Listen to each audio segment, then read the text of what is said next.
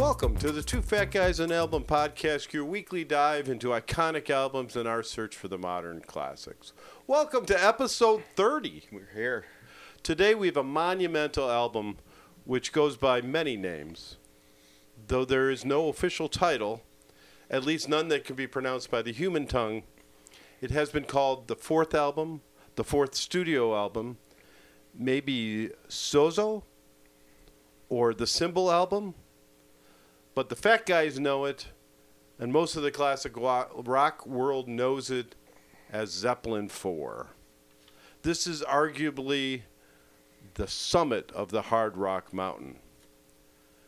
We will also talk about Zeppelin's modern era clone with a little look into Greta Van Fleet on side 3. But first on side 2, we'll discuss the new album from the Tedeschi Trucks Band.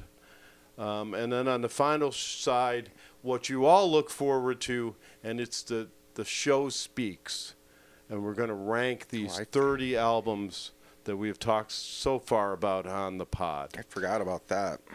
Yeah, don't forget to hit the subscribe button for more album reviews, in-depth discussions, and music analysis from two fat guys who love talking about music no matter the genre. I am Mike Blackburn. I'll be your host and narrator, and with me, as always, is my good friend, the maestro of music, the siren of sound, the doctor of the diminished chord, Brett Huffness. Welcome, Maestro. Thank you. Good morning. For the 30th show, do I get walk-up music? Probably not in the budget yet. Darn it. Yeah. We'll work on it. All right. I think for us it needs to be waddle-up music. Either way. Yeah, that would be work.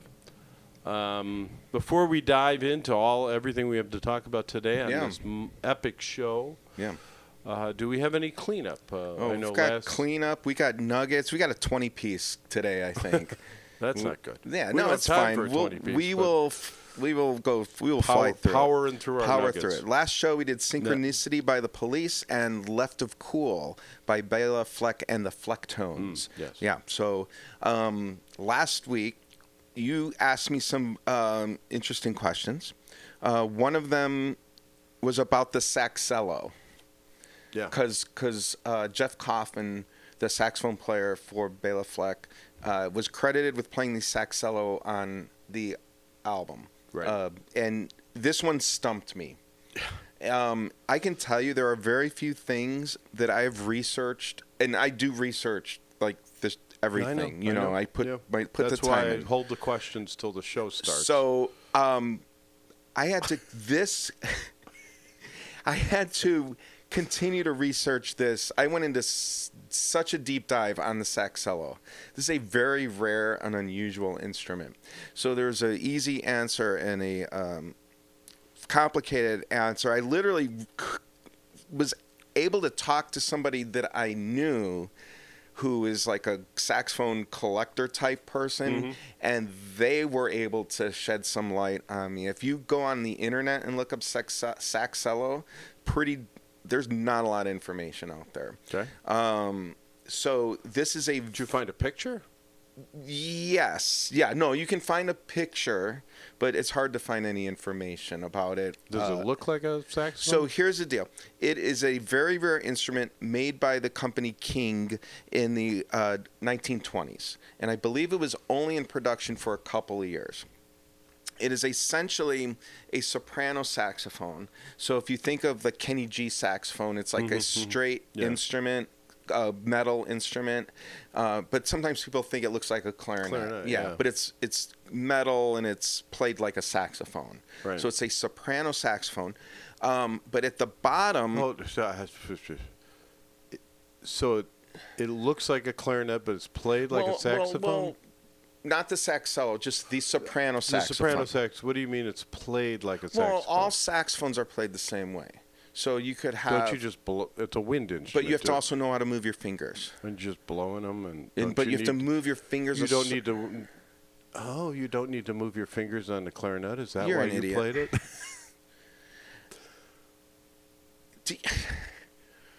I honestly have no idea what would be the difference between moving your fingers on one piece of wood and moving your fingers on another piece of wood. It's first of all, it's metal, like a saxophone. It's a metal.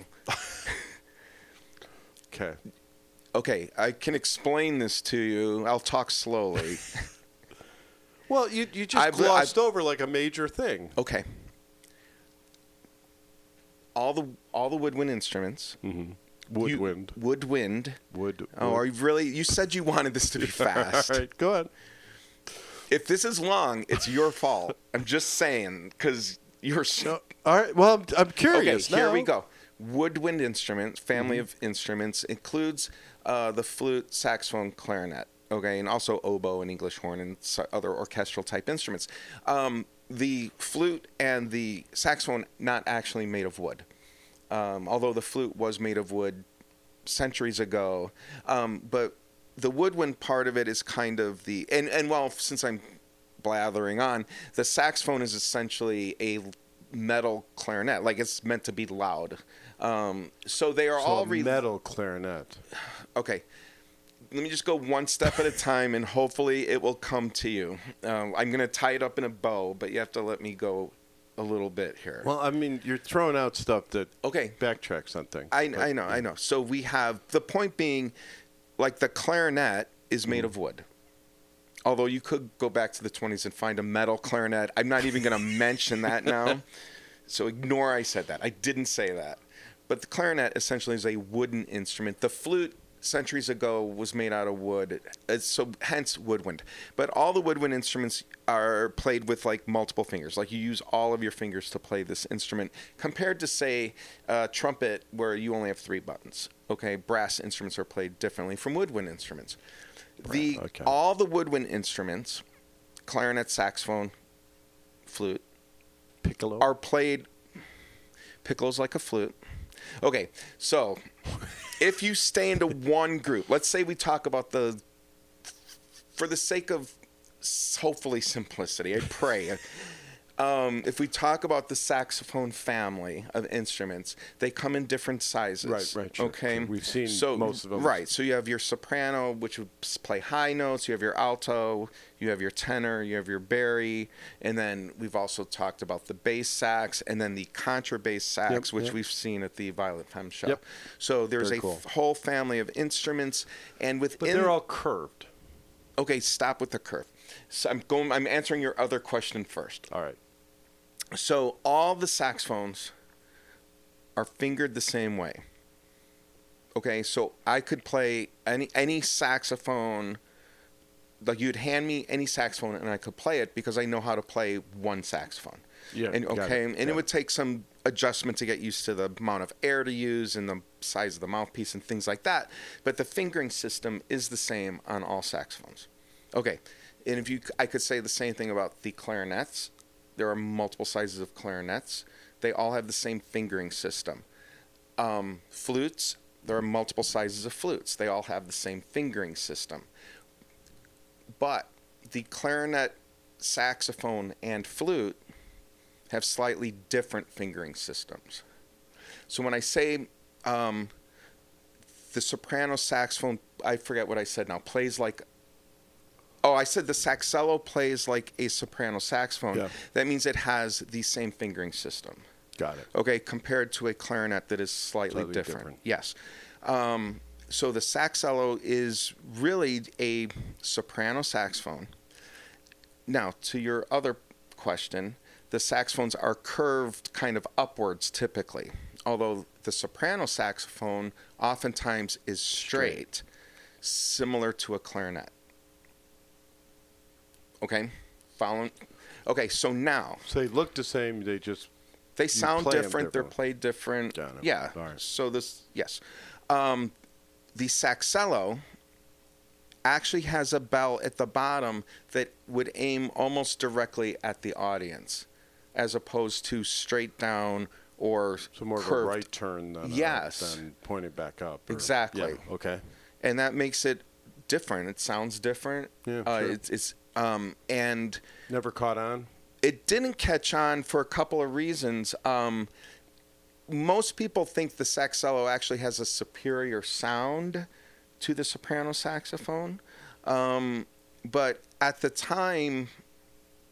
But let me back up. But it's harder to play in tune. It's harder to blow, it's harder to play, it's harder to control the sound. So the tone quality itself sounds nice. Mm-hmm. The fingerings are not a problem. Controlling what the musical word is, the intonation of it, is very, very difficult. So playing the instrument in tune is hard to do. There are people that swear by the Saxello. They think had the economy been different at the time of the 20s, that the Saxello would have eventually been the default soprano saxophone of the day, but instead it sort of went by the wayside for business reasons. Gotcha. Yeah, so maybe perhaps how Betamax was taken over by VHS.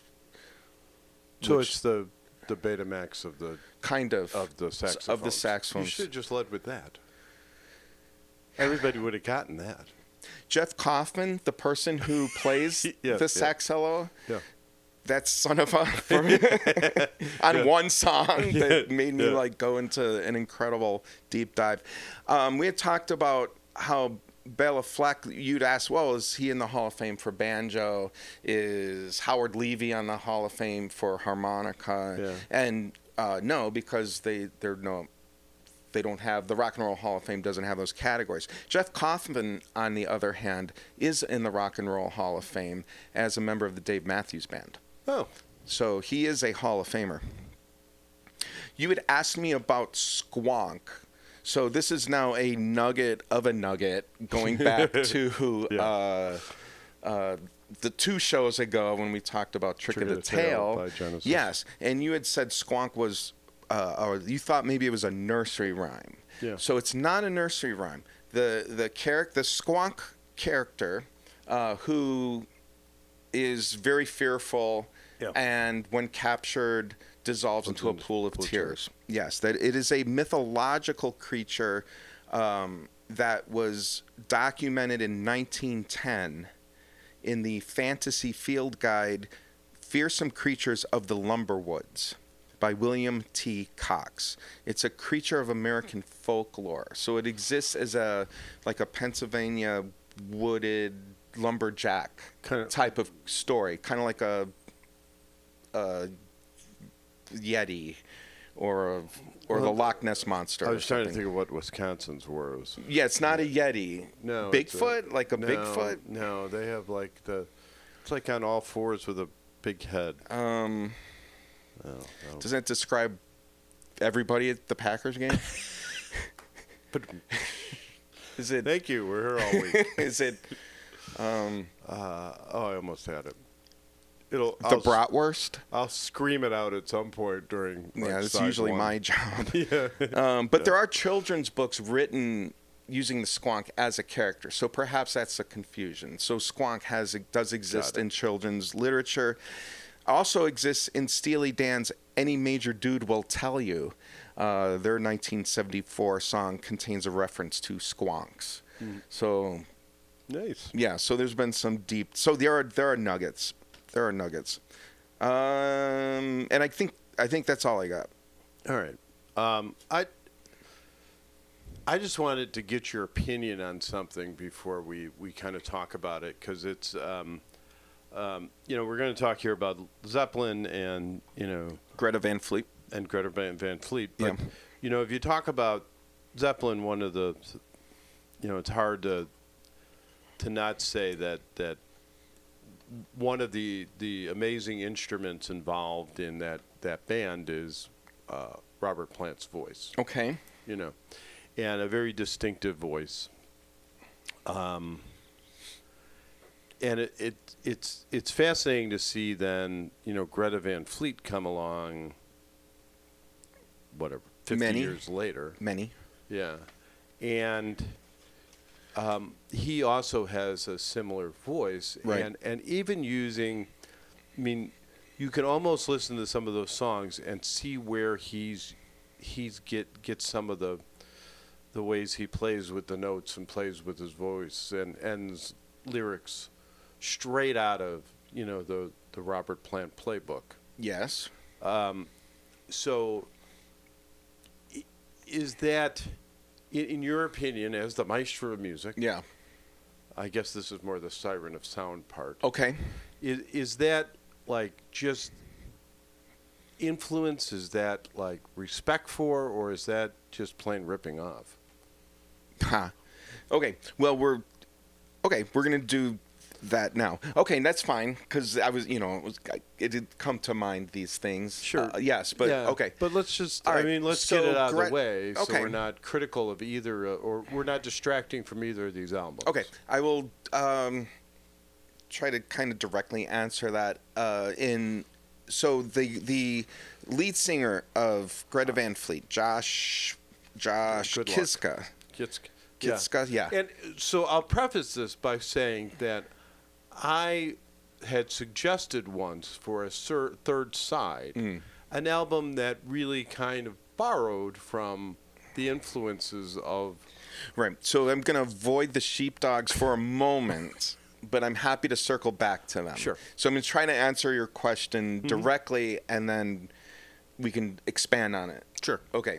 So Josh Kiszka fully acknowledges the influences of Led Zeppelin, Rush, Queen, some other. I'm trying to think what Aerosmith. These are all in like direct influences. Okay, that they freely acknowledge. Okay.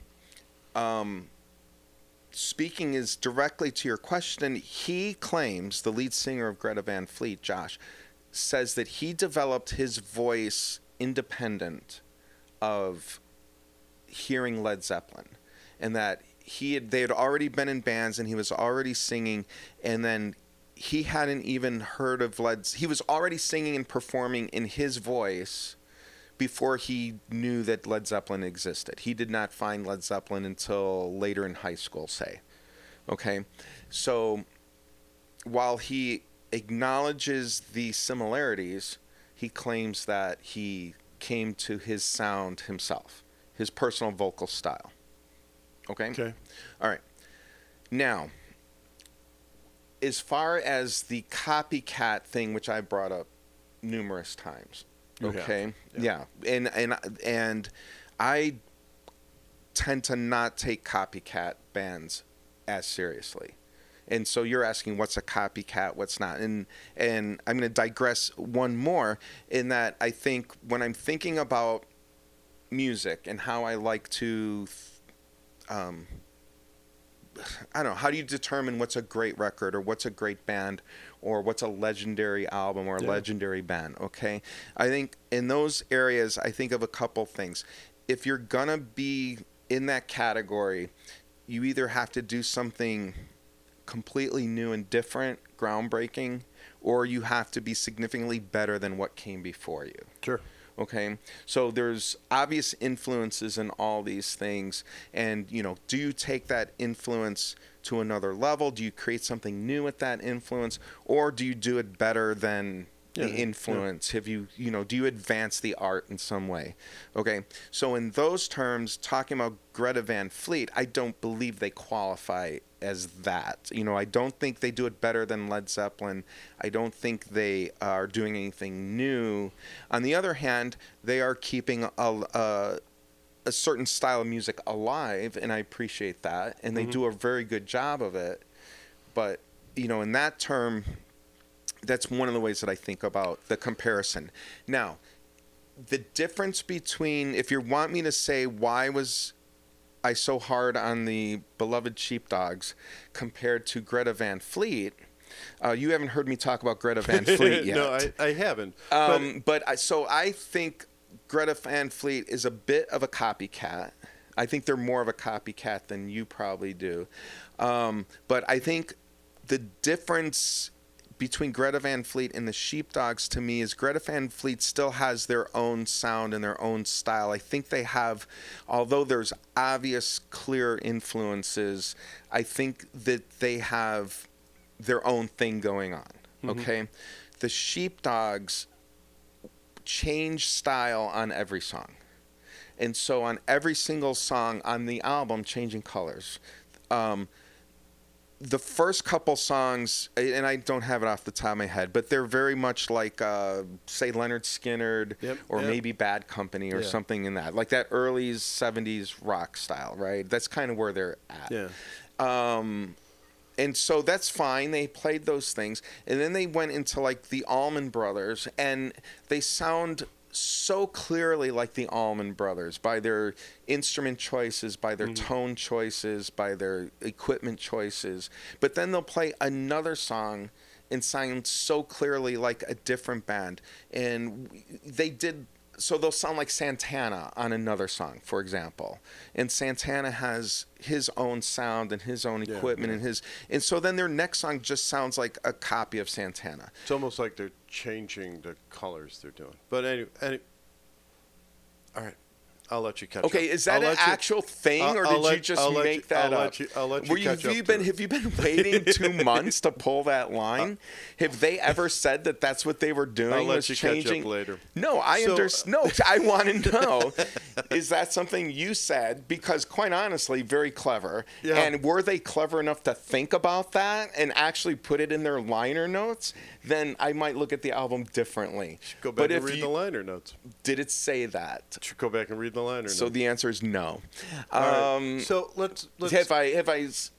Yes, okay. You did. But so we acknowledge, and I think every musician alive acknowledges that they're even creating new sound. They're borrowing or absolutely. They're influenced by others. I mean, it's hard to talk about rock without the influence. No, of the blues. Influence is very real. Musicians acknowledge it. Even I will go so far as musicians admit to copying other artists. I'm sure that's how you start. Yeah. I mean, when I started doing art, the easiest way to do that before you create your own style is copying other people. Right. If you're drawing or whatever, you copy a picture. Right. Right. Well, so you can get the used to the pen lines or whatever. Yes. So I get that, but then you develop something of your own, and so it stops being imitation or ripping off when you add something new to it. Agreed. When your own personality kind of gets involved and your own ideas get involved. Yeah. So Robert Plant, clearly sounds like some of the old blues masters taken to a new level. Yes. Right. For sure. Okay. Absolutely. All right. We got it. So. All right. Let's leave this here and drop the needle on side one. Ladies and gentlemen, let's get ready to rock. In the red corner, an album that needs no introduction. From London, England, this untitled rock epic redefined what an album could be. Ranked number 58 overall and crowned the #1 classic rock record by Rolling Stone. It sold over 37 million copies worldwide. Recorded in 1971 in the rustic halls of Headley Grange by Hall of Fame juggernaut Led Zeppelin, fueled by mystical lyrics and thunderous riffs. This is Led Zeppelin IV! And in the blue corner, two fat guys. This is Two Fat Guys and an album. So I believe I'm a bigger Zeppelin fan than you were. Well, definitely were. Were is for sure the correct word. But this, as being the guy who likes to put things in categories. Yes. And you are that guy. Correct. And just to clarify, I do like them more now than I used to. Like, they've grown on me in a way, but I'll expand on that later. Sure. Probably. But yes, that's fair what you said. But this is kind of an album I've been waiting for and actually put off doing until we get to a landmark show. Yeah. So 30 seemed to be a good place as any to kind Which, of by the way, this in. I'm declaring this a landmark show. Nice. Okay. But I would say this is it wasn't just an influential album. I mean, it's the top of the hard rock mountain, the hard rock candy mountain, if you will. Go on. No, it's a great album. Yeah, it does so much. And there's no. Yeah, I'm not gonna doubt that. I question your use of words, but somewhere in there, yes, this is a pinnacle album. So I very distinctly amusing or very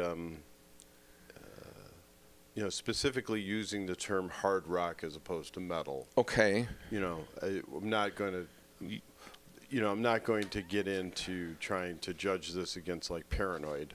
Okay. Which I would think would be the top of the metal mountain, or the beginning of the metal mountain, if you will. Okay. So I know that this was a topic that we had thought about possibly doing. I can briefly summarize the metal versus hard rock thing in a way that I think you've agreed to in a past show. So heavy metal and hard rock are considered forms of rock music with a heavier sound than traditional rock. Heavy metal is generally considered more intense, with darker lyrical themes, heavier guitar tones, and faster tempos, compared to hard rock, which tends to be more melodic, blues influenced, and sometimes incorporates jazz rhythms. In short, heavy metal is a more extreme version of hard rock. All right. Okay. Just to maybe... No, so I would have gone, if you'd asked me off the top of my head to say what the difference would be, I would say that the main influence of hard rock was blues. Okay. And the main influence of metal is classical. That's fine. That Yeah, I think I don't is need the to... distinction I would kind of draw. But all right. No, I think that's a good point. Okay. Yeah. Do you want to drop your pen? Yeah. No. Okay. So let's dive into this album a little bit and talk first about, we got to talk about Zeppelin themselves, because it's four kind of iconic figures. It's for the best musicians in rock music. Are all of them ranked? They are all ranked.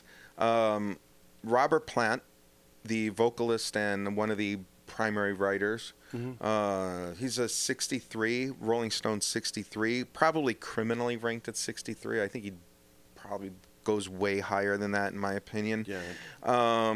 Aretha Franklin is considered number one, which is fine. I mean, nobody's going to say anything bad about Aretha Franklin on this show. His influences, Little Richard, Sonny Boy Williamson. You talk about, Sonny Boy Williamson being an old blues guy, and Little Richard just for his vocal technique and his stage presence. Yeah. Little Richard is a big time influence on lots he's of already people. Come up. Yeah, so Little Richard would be one of the for real OGs of pretty much everything we listen to today. So he was one of the first ones to kind of take the blues more into a rock feel. Yeah, I would say that's fair to say. Yes.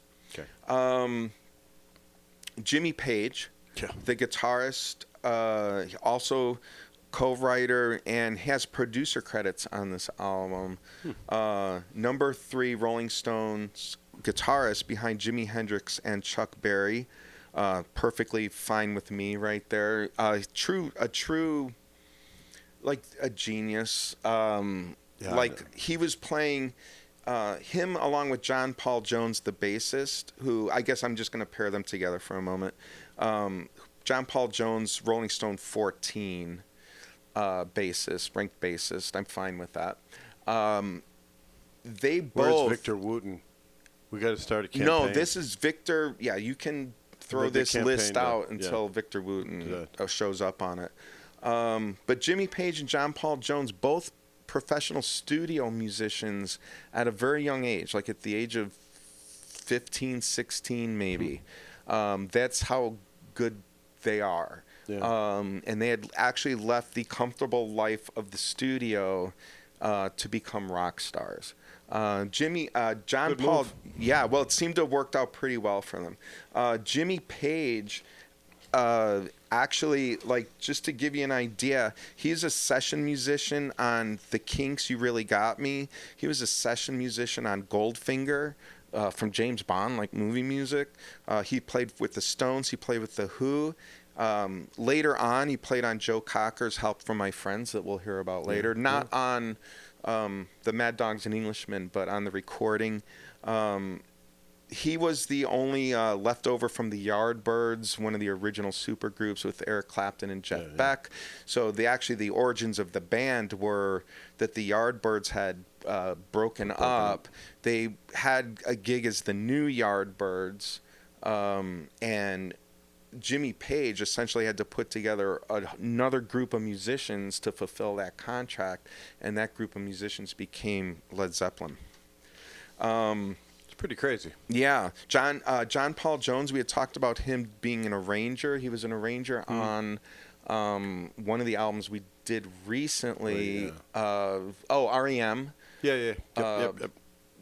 Automatic for the People. So he did the strings arrangements for that. But prior to that, he was an arranger. He did "She's a Rainbow," "Hurdy-Gurdy Man" by Donovan. So both of these guys were connected through a particular producer and were pros. They were professional musicians as teenagers.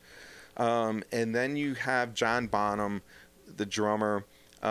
He is the Rolling Stone #1 drummer. I do take umbrage with that. I don't have him there, but that doesn't take away from the fact that he's an incredible drummer. Assume even you would have him in the top 10?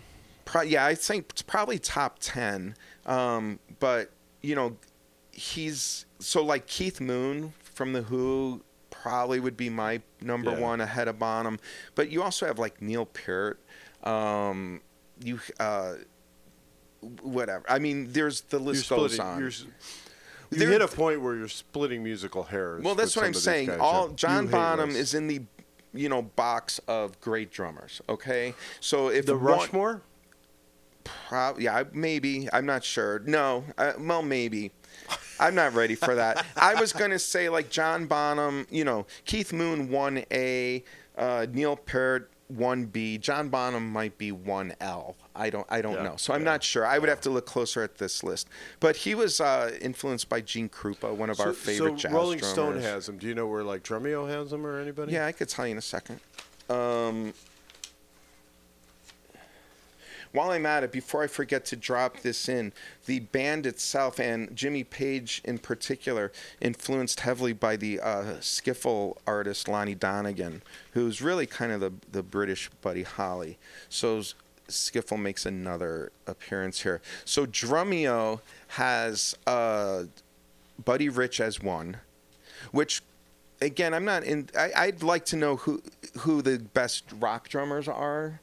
So although Buddy Rich is one of the, of course, a greatest drummer of all time, I don't know that some of these guys go in there. So Neil Peart, Neil Peart #2, then John Bonham behind Neil Peart, which I agree. Vinnie Colaiuta of Zappa and Jeff Beck. 4, Steve Gadd played with Chick Corea and played on 50 Ways to Leave Your Lover by Paul Simon, a great drummer. Ringo Starr, Stewart Copeland comes in at number 10. And then who did not? Keith Moon, on this list. So they're wrong. By the way, Rolling Stone, I'm just looking at the rest of their list. They have Clyde Stubblefield and Jabbo Stanks from James Brown. They were massive influences on John Bonham. Sure. Those two. So these guys, again, is it 1A, 1B, 1C? I don't know. He's in the ones. If you find on YouTube, find a video of Keith Moon playing, and how much Keith Moon kind of drove the Who. Absolutely.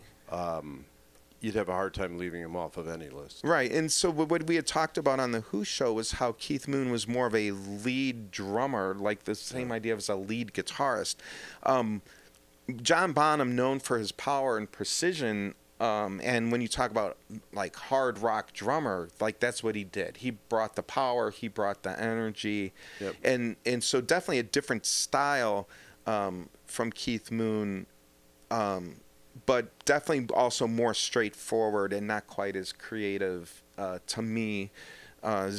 Just in terms of just laying down hard rock drums, like he was the master of it, though. Okay, well there's a couple of guest music. There's 2 guest musicians, and I'm not sure. Well, one of them, they have. who I'm not sure you have. There's on Battle of Evermore, you had Sandy Denny from Fairport Convention, who's a British, at the time, like the British folk singer, right. songwriter. She's like a ranked vocalist. Yeah, right. tragically died a few years later. Okay. So yeah, that would be one of the guest artists, and she's amazing. If you don't know her, you're not familiar with her. I didn't even know she sang on this album until this week. She played with the Fairport Convention. Yes. She's a ranked vocalist. Rolling Stone, like Rolling Stone, 164th. Okay. Great singer. Yeah. She sounds very much like Judy Collins. All right. In fact, Judy Collins is one of her hits is "Who Knows Where the Time Goes," which was actually written and is also on an album with, but it was written by Sandy Denny. Okay. Just an amazing vocalist, and she would have been like 23 or something when she was singing on the Battle of Evermore. Right. Beautiful voice. Tragically passed away at 31 a few years later. Okay. Wait, I do have the other. Wait, go. You're gonna have to give it to me because I don't have it in front of me, but I know who you're gonna say. The other artist is Ian Stewart. Ian Stewart, who's come up in many times, and he's just recently inducted into the Hall of Fame. He's credited as a founding member of the Rolling Stones. Right. Yeah. As a keyboardist, as a piano player, and then played piano for them on tour. Yeah, right. So after getting kicked out, I think the deal with him was he didn't fit their image. Yeah. So he was apparently too professional for them. Right. I don't know that much about his personal life or anything, but right, he was considered like just didn't fit the image, so they didn't keep him. But then they used him on all their recordings and all their tours and everything. So he was the fifth member of the Rolling Stones, like the fifth Beatle. He was the secret Rolling Stone out there. Right. But he plays piano here on Rock and Roll. Yes. And has passed away in the 80s. I believe. He wasn't very old when he passed away either. Okay, so before we get into the tracks, kind of one of the most interesting things about this album, and I remember this as a kid, is it didn't have a name on the album. Right, intentionally untitled. Okay, right. And actually no markings on the album cover of any kind, not even a catalog number. So, I mean, it had pictures and images and whatever, but it had no words. And the band has said that they did that intentionally to separate itself from Led Zeppelin III, which got lambasted by the critics. But in retrospect, is a wonderful album also. But it was sort of a middle finger to the critics to release this as an untitled album, I think. Which is very cool. There's 4 symbols, so they each got to make a symbol. Yes. I don't know. Jimmy Page might have needed to maybe have a lesson on what a symbol is, because he wrote letters. Yeah, but they don't mean anything. Do they? I don't know. No idea. All right. But anyways, he wrote letters. So, I do remember the 4 symbols being on the album. Yes. I do remember them being on the label. Okay. So when you looked at the label in the center, they were there, yeah. It said Led Zeppelin and just had the 4 symbols. Right. So it was... You mean on the vinyl? On the vinyl, so on the label in the center of the vinyl. Exactly, right. Yeah, there was just the 4 symbols and then the name of the songs on each side. Yep. Yeah, it was cool. Yeah, it was a bold move. It is. But doesn't take away from the amazing album. No, not at all. It's the 11th best-selling album of all time, 37 million worldwide, sandwiched between Saturday Night Fever and Michael Jackson's Bad. It's very successful album. Yeah. And critically acclaimed at the time. And as the the current version was remastered in 2014 by Jimmy Page. So again, we've talked about remastering and everything, and so they have a remaster of it. And all these remasters, I know they make you twitchy, but they're doing. I want to listen to what was produced at the time. No, I understand that. And if you want to take your vinyl and put it on your record player and listen to it on your Magnaplaners or put on your headphones, that's fine. Like, that's cool. Listen to it in vinyl and enjoy it that way.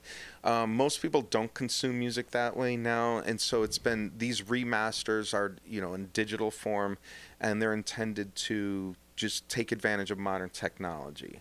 The weird, one of the, doing some of the tech side of from on the show and getting some audio clips ready to go, as for the show.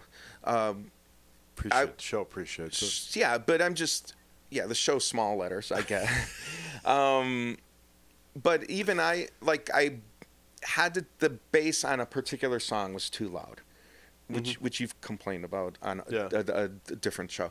And all I did was I'm able to turn down the bass and then, use that. And so I essentially remastered. God created equalizers. So then So you mean you've been remastering music your whole life and not listening to it as it was intended? Well, sometimes it gets a little thumpy. You're right. Mom would stomp on the floor, so you had to turn the bass down. That's why there were equalizers. So you've been remastering music your whole life. Go on. So next. Who's playing the mandolin? Jimmy Page. Jimmy Page is playing the mandolin. It's John Paul Jones's mandolin. So we're talking about the Battle of Evermore now. Yeah, well, we're going to go through them, but I listening to this. So I listened to this thing maybe 4 times to get prep for the show. Did you?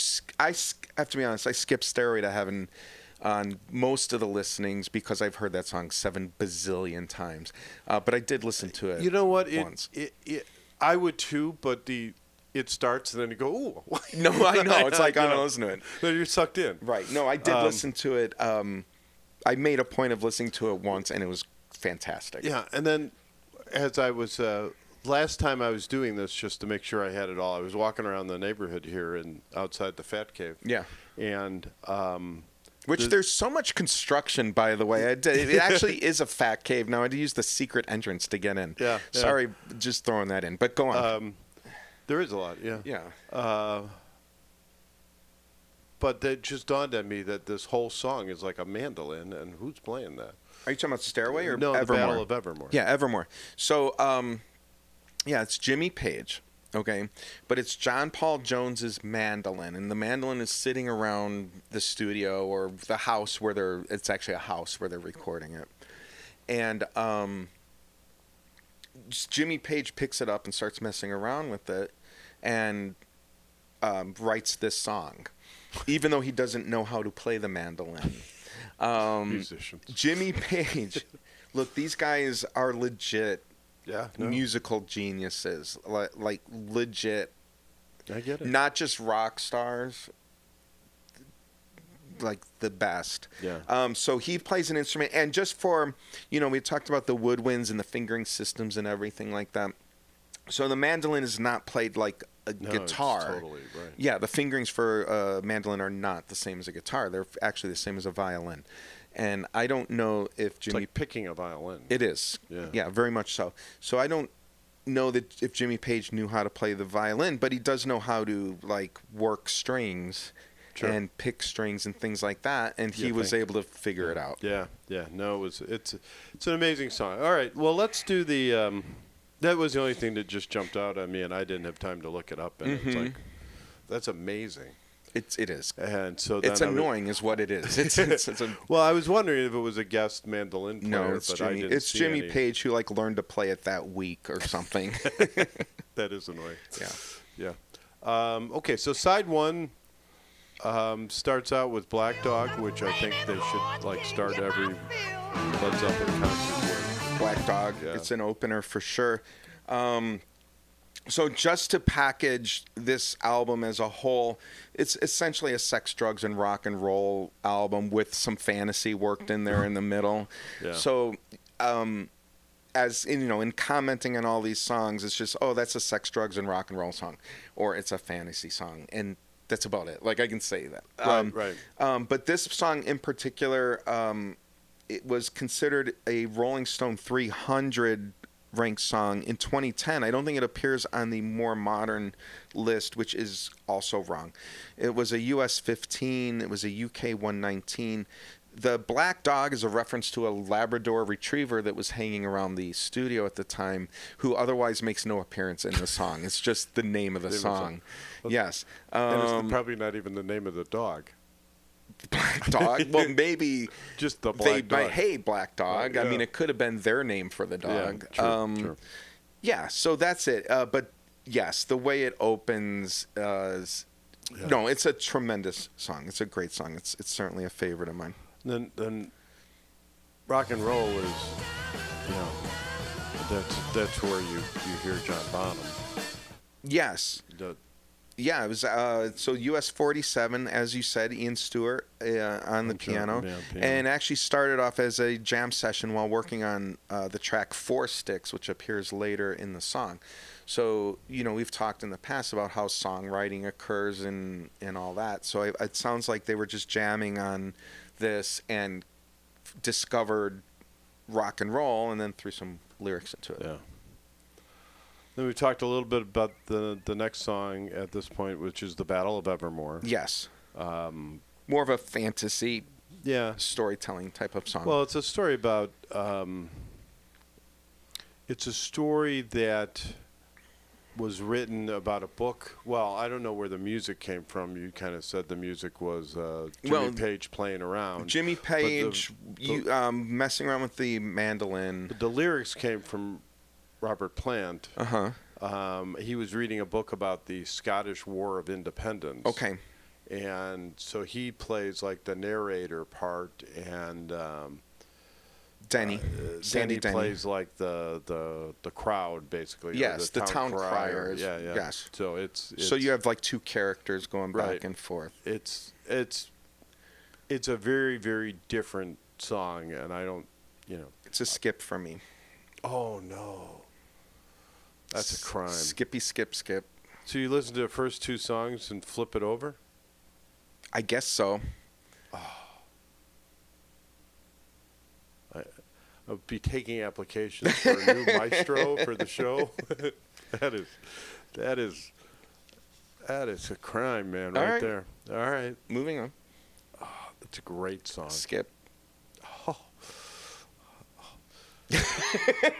Comedy, Elizabeth. You are stunned. Well, because it could possibly be, I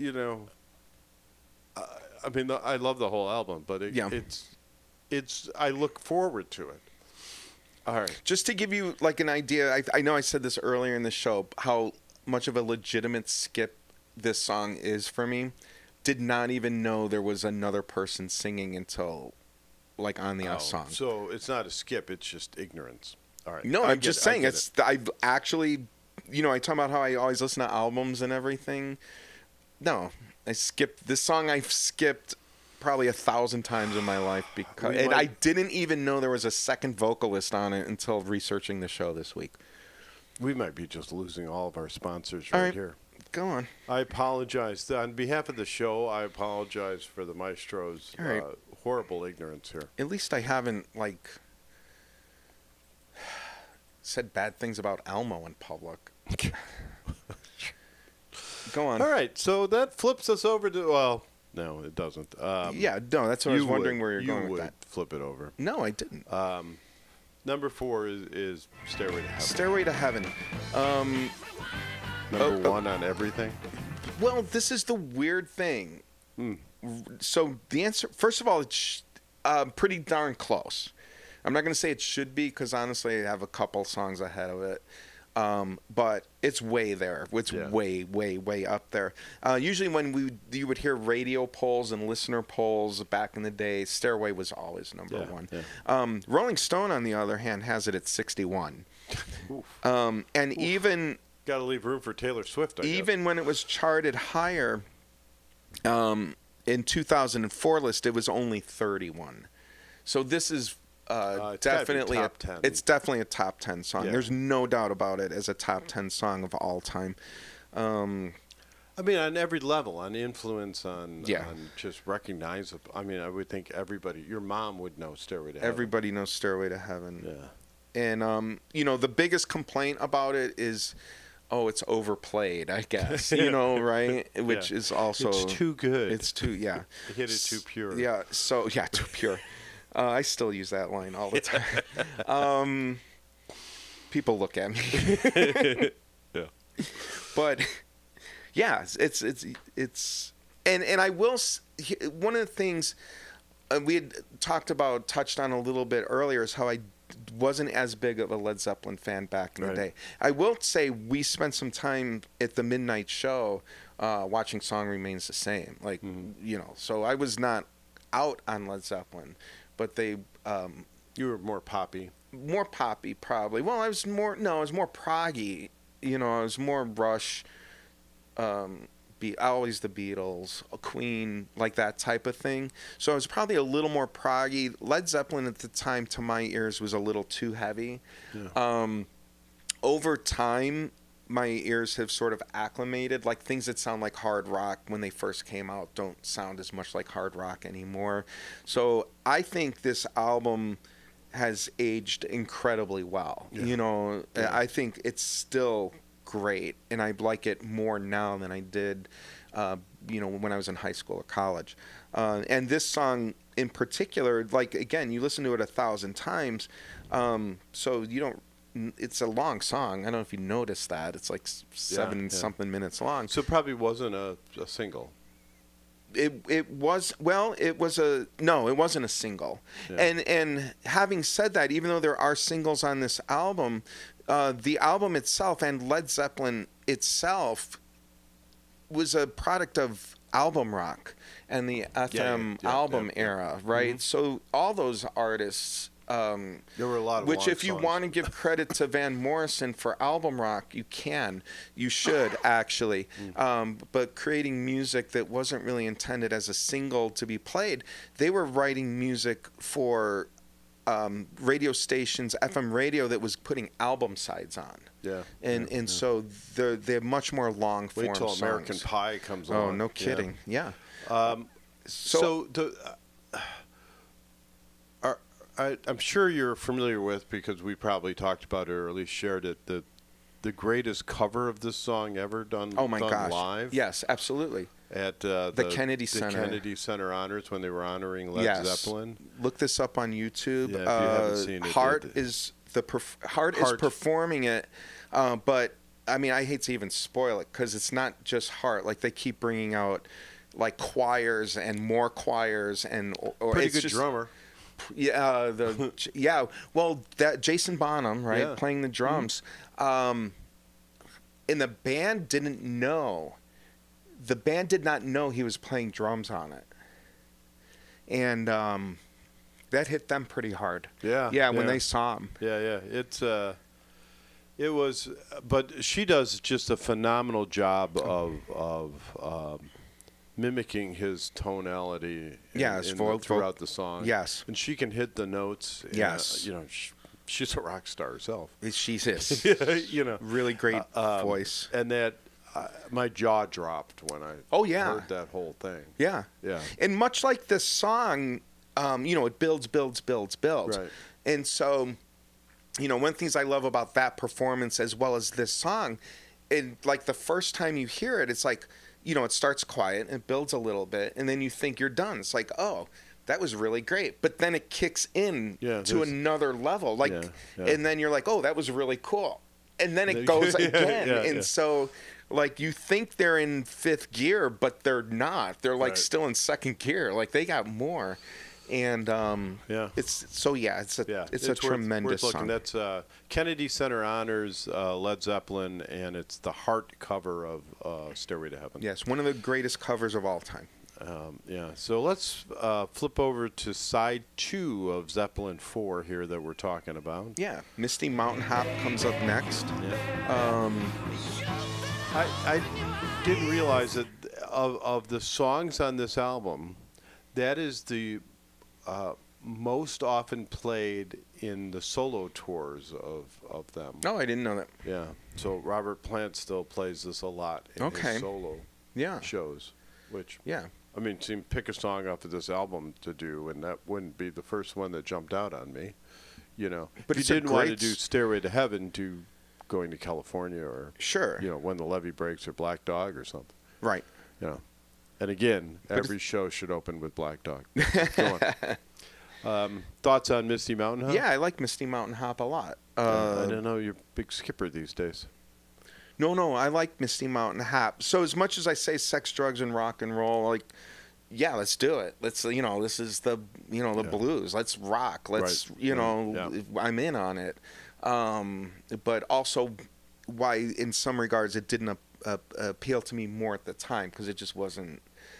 I don't think I was fully appreciative of the skill of the musical side of it. Sure. And I was a bit just off-put by the thematic elements, but well, we got into blues a little later, right? And then that kind of draws you back into these bands. No, and I think that's exactly. I would have said those exact words myself. Like I needed that education in the blues to sort of understand Led Zeppelin better.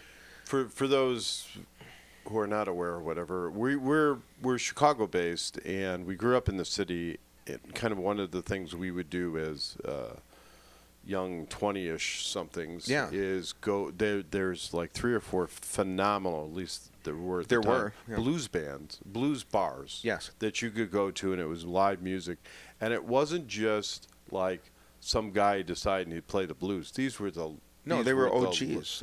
These were the legit blues artists, and you could just whatever for a $5 cover and buy a couple beers, you could sit there. You're there all night.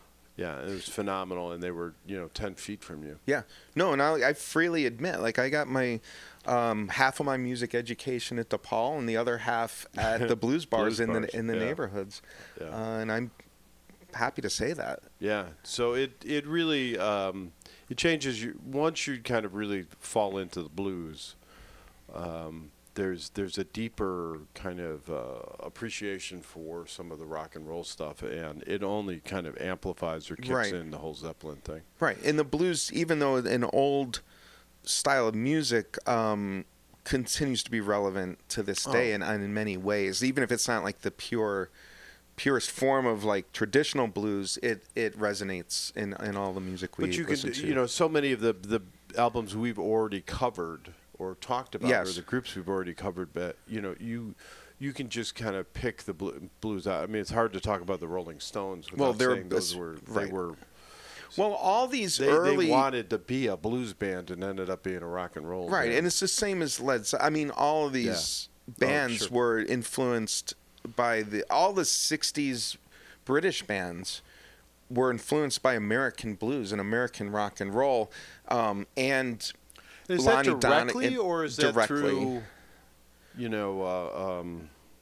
Buddy Holly and Little Richard? No, direct. Well, I mean, Little Richard, American rock and roll, Buddy Holly, American rock and roll, but no, Skiffle. Oh, good Lord. Kind of incorporates this old blues, and I know you scoff because you don't know, so just be educated. You kind of work it in at least once a show. I do, until you recognize its influence, its deep influence. And I told you they go. Robert Plant specifically cites Sonny Boy Williamson. When the Levee Breaks, which we'll talk to later, is a song from 1929, blues song. No, they are getting this music directly. Like it's not being processed through American rock and roll. They're going to the original blues performers as well. Yeah. Okay. All right. So next up is Four Sticks. Yes. Also Skip. So there's a story or something that it was named Four Sticks because Bonham was using 4 sticks. Right. Whoop-de-doo. All right. Okay. Yeah. It's a pub trick. It's nothing. It's so I actually had to look. I found a video. Trick. It's, you do things to impress people that aren't actually things, but people think they're things. I was impressed. Exactly. There's nothing impressive about it. So I don't even know why. It's one of, maybe it was an idea of innovation. I did find a video of Jason Bonham covering this in the style of his father. So he has 2 drumsticks taped together in one hand and 2 drumsticks taped together in the other hand. Maybe the idea is that it would create a more powerful sound. You might get the sound of 2 sticks hitting at a slightly different time. You know what I mean? So every stroke gives you almost the sound of a reverb or an echo naturally. so what? You want to hear a more powerful sound? You should go over and listen to Keith Moon, Yeah, who I'm pretty sure broke all of his drum sets. he did. He broke a lot of things. Yes. All right. So no, it's it's fine. It's a parlor trick. If you like the song, that's fine. I did. But there's nothing. The 4-stick part of it is nothing to be impressed by. All right, next. I'm getting just scared to go through these now. Going to California is I the had 7th song. 2 skips. 3. Going to California. 2.5. 2. 2 and you don't listen to one. No, I had 1. The only skip was So Battle of you had Ever. Battle of Isn't Evermore, that what skip? 4 sticks. Wait a second. And you're not Isn't listening. Well, you said you're not listening to Stairway to Heaven. No, I did listen to it. I just didn't listen to it 4 times. I didn't have time. No, I love Stairway to Heaven. That's not a skip at all. Doesn't skip mean I don't listen to it? Isn't that what the term skip Well, that's means? what Like you don't listen to it? So you're skipping Stairway to Heaven. I did not skip Stairway to Heaven. I listened to Stairway to Heaven. Send your cards and letters to Fat Guy 2. Stop. I listened to Stairway to Heaven so many times. 7 is Going to California. Great song, love it. More acoustic sounding. Yep. And again, it brings into this entire idea of California being a place of wonder and magic. And, and I think that's partially significantly what it's about. Led Zeppelin themselves. Led Zeppelin wasn't super successful in the UK originally. So they kind of had to go to the US for their recognition. And I think Robert Plant, also coming to California as a young musician, trying to seek out that. With like an aching in his heart. Yeah, I guess, yeah. And by the way, since we're talking about the early Led Zeppelin, I'm just going to throw out the documentary that I spoke of previously. Is Becoming Led Zeppelin. It's current. It's a 2025 documentary. It's on Netflix. They talk about the formation of Led Zeppelin, and they only go up to the first couple albums, so they don't specifically talk about 4. But it's an incredible documentary, and for me, it was like hearing them for the first time, like seeing their struggles, seeing their formation, how they evolved into, from not that, like they didn't just walk in and be a super band. They evolved into that, although they evolved into it very quickly. Right.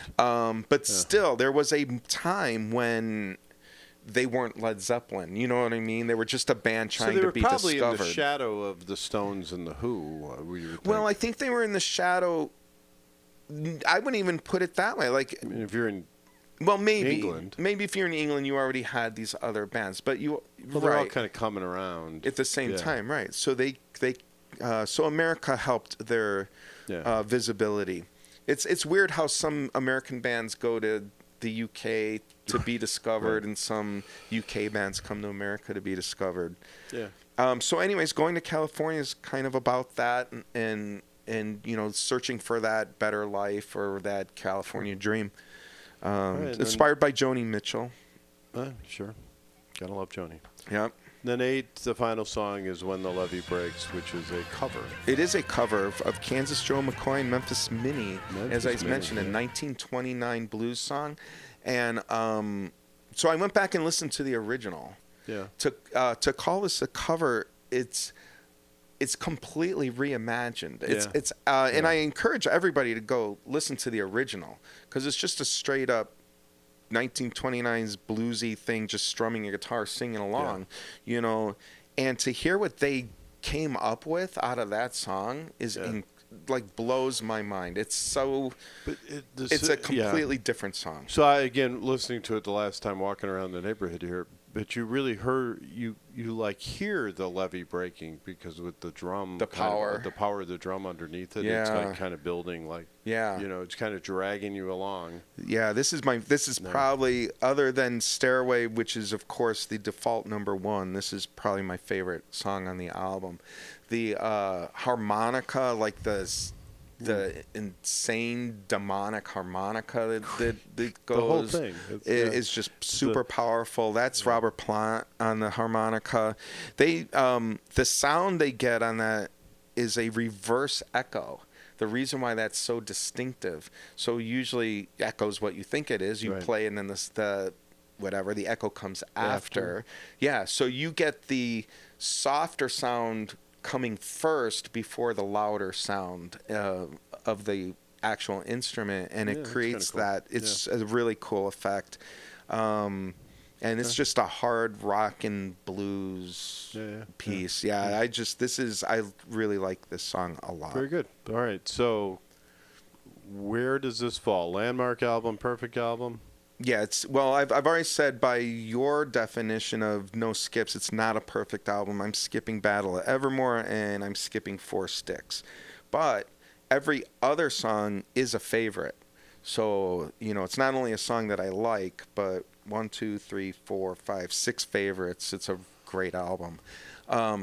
Landmark, here's something you don't hear very often. 24 times platinum. Yeah. It does have Stairway to Heaven, which is definitely should be a top 10 minimum song.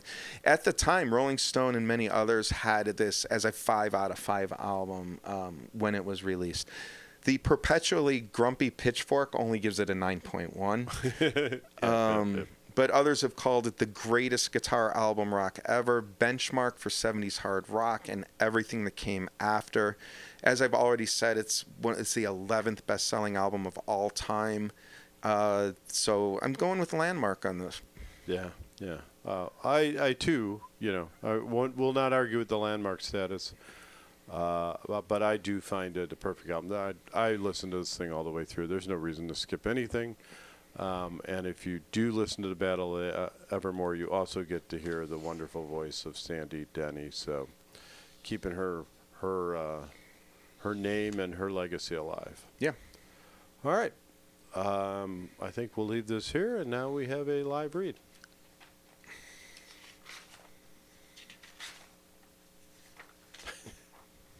Two Fat Guys in an Album is sponsored by Deeper Connections Counseling, helping people connect to themselves, the people they love, and the world around them through individual and couples therapy for Illinois residents, both in person and online. More information at dcctherapy.com. We talked a little about Sandy Denny here, and she tragically passed away at 31, basically from mixing painkillers and alcohol. She had a 1-year-old daughter at the time, who through alcoholism she had left at a bar. She had forgotten about it other times, and was a woman in a troubled relationship is what drove her to that level. So if you're struggling in a relationship or you're struggling with some personal issues, there's better alternatives to drug and alcohol, and it's talking to somebody, and there's no stigma in that anymore. There's nobody's going to be critical of anything. Get the help you need. You're worth it. Your relationships are worth it. Your families are worth it. Your children are worth it. So reach out and talk to somebody. If you're in Illinois, Deeper Connections Counseling are a wonderful group of people to talk to. I would even venture to say one of them is a dear friend. So reach out. You got a problem, talk to somebody. If you're not in Illinois, find somebody, man. Reach out, get some help, talk to people. Nothing wrong with it. All right, we have a couple more messages. Hey, Two Fat Guys in an Album fans. This is Diane Blackburn, realtor with Baird & Warner and proud sponsor of this podcast. I pride myself in being committed to serve as a trusted real estate advisor for all my clients. Whether you're looking to sell, buy, rent, or lease, feel free to reach out and let's chat about how we can work together to make it happen. If you're watching, scan the QR code for my website or give me a call at 630-638-1999. See you on the flip side. Are you someone who needs help with their Instagram or TikTok? Well, you're in luck. LR Media is here to help. Email me at laurarose2003@aol.com to get started. Let's make your social media shine. Welcome to Side 2 on this epic 30th episode of ours. 30th episode of the pod. Yeah. Lots of 30s this year. So This side, we talk kind of new music a little bit. We talk about things we've seen. I know you've seen a show. Yeah. Some of the things we've listening to that we found that were kind of excites us and we'd like to share. Yeah. So I have one. I know you got a show, and then we're going to talk about a new album a little bit. Okay. So where do you want to? Well, I mean, we can go with the show first if Sure. you want. I did get to see the Mountain Goats at the Salt Shed. It was a Criminally was busy. Oh, it was unfortunate. And we have talked about the Mountain Goats in episode 18. We covered the Sunset Tree album. So I'm just going to lead with this is a great concert, but break it down a little bit ahead. I was hopeful that because it's Sunset Tree's 20th anniversary and they're doing a big release and all that, that there would be a lot more Sunset Tree songs. And there weren't in this particular set. They only did 2 songs from the Sunset Tree. But having said that, it was such a great concert that I didn't even mind. They do have Mountain Goats do have a new album coming out called Through This Fire Across from Peter Balkan. That's going to drop November 7th, and it's about 3 people washed up on a desert island. And John Darnielle, the de facto Mountain Goat, the goat of the goats. yes, he talked just a bit about it. He said, the album came to him in a dream, just the concept of it. No music, no words, no songs, just the idea. And then he thought, wouldn't it be funny if we did that? And then he also said that inspires most of his music. So in a joking way, he's a funny guy. The Salt Shed, this concert had John Darnielle, John Worcester, and Matt Douglas. You would have loved this concert because there was no bass player. Peter Hughes recently left the band. He had been their bassist for 22 years. No bass player for you. But, it was covered in the keyboard parts. And actually, Matt Douglas is a multi-instrumentalist, so he played bass when appropriate. So when you go see the Mountain Goats, this guy, it's estimated that he's written close to 900 songs. Well, I was going to say, when you go to a Mountain Goat show hoping to hear a song, unless it's unless it's No Children or new this year. This year, those are the 2. Yeah, you're probably not going to hear it because he does have, and they have a new album. Right, he only did 1 song from the new album. Yeah, that's good. Yeah, but they're because he has 900 songs. Exactly. Right. So even that, he wasn't like just dropping his new album on you. But you don't have to go to see a Mountain Goat show knowing any songs. It's entertaining. No, and even though I really I looked at the set list, I really only knew 5 of the songs. Probably 4 of them I could have in some way sung to you, and I'm as big a Mountain Goat fan as there is. So there were 19 songs that I literally didn't know. The acoustics in the Salt Shed are so good. Yeah. Salt Shed is a Chicago venue. Which was the Morton Salt, the storage shed. Yes. It still says Morton Salt on the side of it. It was something you saw all the time when you were driving by as a kid. Yeah. It was one of the kind of the landmarks when you were on vacation. You're coming back. You knew you were getting close to home when you saw the sign. And it's a giant building with a very, very well cured concrete floor. Yes, it's very hard. But the seats are the best. The comfiest seats. Did you have a comfy seat? I did have a comfy seat, and there was sadly an empty comfy seat right next to me. So I had a work event and couldn't get to it. So even though I was listening to 19 songs that I only had vague familiarity with, I enjoyed it thoroughly because I could understand. It's very lyric forward, and I could just understand everything he was saying. And he was in great voice. Good. You're sporting a new Mountain Goat shirt. It's an old Mountain Goat shirt. Yeah, so it's getting hopeful since my birthday is right around the corner. No, I have to admit I looked at the merch and didn't do anything for you? Didn't grab it. Right. So they there were to the point. I actually walked out with some new favorites that I had heard live that I hadn't really processed before, even though I know his catalog fully. So Corsican Mastiff Stride, song about dogs. The Shadow song was just a lovely tribute to Steve Albini, the very famous and accomplished music engineer from Chicago. What a wonderful performance he gave of that. And then Possum by Night, a song about possums. So great, all great songs. No best ever death metal band in Denton, which would be the one song that I would always like to hear. Sure. But he was a Chicago resident for a while, so he was able to throw out a number of quality Chicago references, like working in Ravenswood and, of course, dropping Malort and Steve Albini. Yeah. So he was very endeared to the audience. It was a wonderful show. It was such a good show. It was literally the second, like the first time we saw him live, I thought, will forever be my favorite show by him. Mm-hmm. But this was honestly like the second best performance I have seen by the Mountain Goats, and we've seen multiple performances. It was such a good show, I may never listen to another Mountain Goats album again. Okay. All right, let's leave that one there. All right. Don't know really what that means or where that's going. Well, it means that you don't like albums if the live performance is so good. You've already said this about the Grateful Dead. We're going to get there here. We're going to get there here. All right. That's what that means. Gotcha. Yeah. So that's it. That's my Mountain Goats review. Go see them live. They're tremendous. Yep. Okay. Well, I have a song to talk about, or a band that kind of came back that I think worth talking about, and I will do this relatively quickly here. But I saw that Newfound Glory was releasing an album. Kind of a 90s pop punk band. Yeah. Right. They hadn't released an album in almost a decade, probably. All right. And so they're back. They're considered part of the second wave of punk.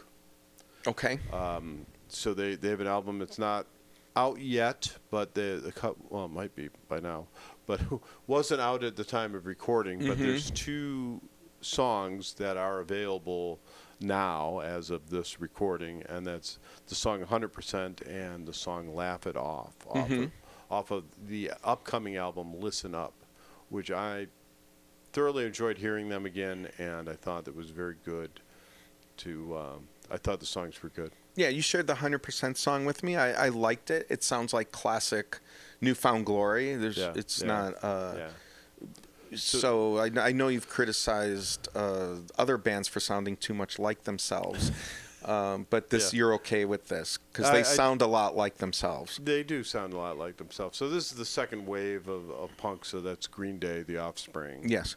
Blink 182, not to be confused with Linkin Park. As I continue to this day to confuse the two bands. Although I know the problem with that is I know Blink 182 and Linkin Park are 2 different bands, and I know them. I can never pull the name Linkin Park ever. So if you ask me, who's weird being a Chicagoan. I know, isn't it? Because we have a Linkin Park. Yeah, not Linkin Park, but Linkin Park. I think Linkin Park is. Are you Peyton Manning or Peyton Manning? Yeah, Linkin Park I think is in California somewhere. Okay. Yeah. Okay. So no, and it's just some mental block that I have the hardest time pulling that name of that band. But. So we'll have to talk about this at some time, but kind of just to define. So first wave. Kind of the Police would be the classic example of that first wave, or the Pretenders. The second wave is Green Day and The Offspring, and Blink 182 are probably the big bands. And then we are now kind of at the end of the third wave, which is knuckle punk. Interesting, because they're definitely more punk than new wave to my ears. But there's some poppy. The Wonder Years. All right.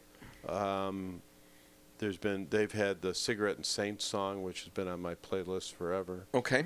That would be Moose Blood is another one. If you're not familiar with them, just download the song Gum, and you will be a fan. All right. So that's the third wave. So, anyways, it was good to see a second wave band back playing again. Yeah. So. All right. So that's all. Got to say again. That's Listen Up. Looking forward to from Newfound Glory, the song 100%. Is worth giving a spin to. Excellent. All right. Then the final thing we have to talk about on this side is... I'm going to sneak in a nugget really quick before we get to Mad Dogs and Englishmen. Zach Bryan, not Zach Bryant. Okay, Zach Bryan. They're two different country guys. Zach Bryan is the... they should just play together and get it over with. Maybe. Yeah. I'm more a fan of Zach Bryan, a little more introspective and thoughtful, not so much Nashville country. Just played a concert at the Michigan Big House, sold 112,000 tickets, and I just think that's noteworthy. I believe it's the largest country music is really taken off. Pierce. And that's the largest stadium in the United States, so he filled it. So it's something to it's something to acknowledge. Yippee! All right, come on. If it was at Notre Dame Stadium, you probably would have been there. You definitely would have been doing but your. I would have gone if it was Zach Bryan. I don't know about Zach Bryan. Peyton Manning or Peyton Manning? Exactly. So. Yeah, so next up, we did want to talk about this new album, the revisited Mad Dogs and Englishmen by the Tedeschi Trucks Band. I know I just stole your line. Did you want to? No. Thought I was the narrator. You are. Yeah. No, so go on. So okay. This is so this was a just released album. So I'll do your part. Yes. Just released album. But it's it was a concert, but it was a concert from 2015. Yes, from the Lock-In Festival in Virginia. Yeah, so Leon Russell was still alive. He played He played piano on the original one with Joe Cocker. Yes, and here he is again on this. Yes. I guess I listened to the album, found much more enjoyment watching the YouTube videos of it. Yes, I agree. And it was good to see Leon Russell. So he died like the next year, I think. And let me give you just a little background on it. But everything. Yeah. But I assumed they were doing this because they were doing this tribute to Mad Dogs and Englishmen in 2015 because Joe Cocker had just died a couple months before, like December of 2014. Yes. So it was kind of a tip of the cat to Joe Cocker. Yeah, it's. So yes and no. It was actually intended to feature Joe Cocker. So Tedeschi Trucks was organizing this sort of reunion concert for Mad Dogs and Englishmen, which was intended to include Joe Cocker. And so they had they'd brought back a lot of the originals, like you said, the guy that you just said, Leon Russell, but also Rita Coolidge appears, Claudia Lanier appears, Chris Stainton, who was a keyboardist and has really had a lot to do with all of the arrangements of these songs. Yeah, he's the original member who, was I think the creative behind how these songs were reimagined as bluesy gospel songs. Dave Mason appears. Warren Haynes, who we had just seen as a member of Government Mule, and Allman Brothers all guest star in this. But I guess the original point is that this album was intended to include Joe Cocker and wasn't necessarily it's obviously a tribute to Joe Cocker. They were recreating these songs. This was intended to be a recreation with Joe Cocker of Mad Dogs and Englishmen. And as you said, watching the videos just brings it to life. And even going back and watching the original Mad Dogs and Englishmen videos was just so they wonderful. kind of got Chris Robinson from Black Crows to sort of do a little Joe Cocker up there. Yeah. If you watched. He did a good job. At one point they had him side by side with Joe Cocker. Yes. And if you know Joe Cocker, he has some pretty distinctive body movements. It's kind of twitchy. All right. As far as the understatement of the year, that would be and Chris Robinson was clearly channeling his inner Joe Cocker definitely. there. It was kind of fun. Dave Mason, if you kind of from by Traffic, him, but he's from Traffic. Yep. It was cool. In the YouTube videos, they do splice in kind of Joe Cocker there. Yes. And it's amazing, and you see Leon, the Leon Russell of, And as you said, few years before. So. Yes, and as you said, Leon Russell sadly passed away right after kind of making he wasn't this. looking all that good. Yeah. So it's a really a historic album, like the Tedeschi Trucks version, and the videos and all that. It's a great connection to this original Mad Dogs and Englishmen, which is equally amazing. So I loved it. The videos. It's a bunch of covers. I mean, It's Joe Cocker, covers that's kind of what his thing. It's a cover album of a cover album. Yeah. So that's what I was going to ask how you actually felt about it, because I know covers make you twitchy. Well, here. The videos were wonderful. It's good to see, those guys. It's good to see Leon Russell up there. If you've heard the name and trying to think of where you heard it from, listen to the song Tightrope. Mm-hmm. Then you go, oh, yeah, there. That guy. But, seeing Dave Mason up there and doing his thing, I mean, that's all great. I think they captured that the communal spirit of the original album. Yeah, they tried to get like 30 people on stage. Like that's what it was all about. Right. So I think they did that. Yeah. And they gave space for some of the guests to do the guest things, the Chris Robinson, was a duet with Susan Tedeschi. That was and then of course they had to stop every song for the 2 minutes of Trucks doing his little guitar thing. And then they got back to the song. Wow. Which he does that every show because he's half the band.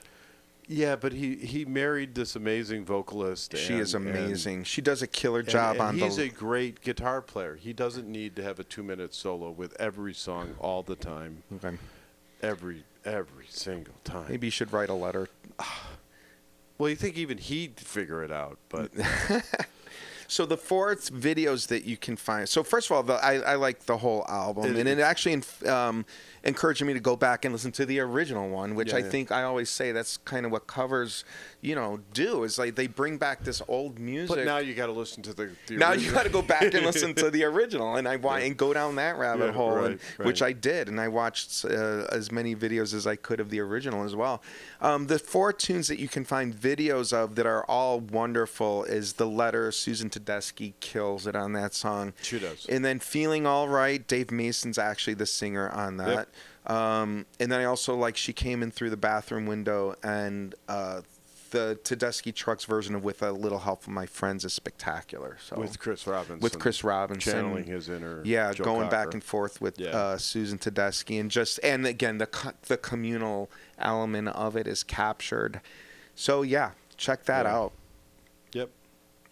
Yeah, it's a great, and there is that creative freedom of a good jam session going there.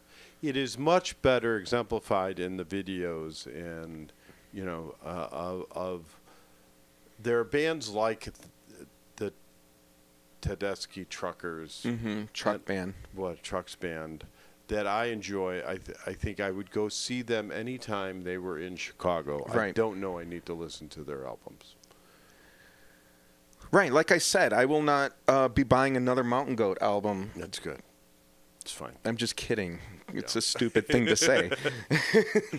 Yes. All right. Let's just leave that there. All right, here's a couple more messages as we flip this thing over to side 3. Two Fat Guys and an Album is sponsored by MKE Video. From podcasts to training videos, we're the best in the Midwest. To learn more, email Elliot at mkevideo.com. Side 3 is our Beyond Classic Rock segment. Today we're kind of still tipping our hat to Led Zeppelin here. We have found an album that I enjoy very, very much, of a band that I think is, we'll get into how much of kind of a copy they are, how the similarities between them and Led Zeppelin. But the band is Greta Van Fleet.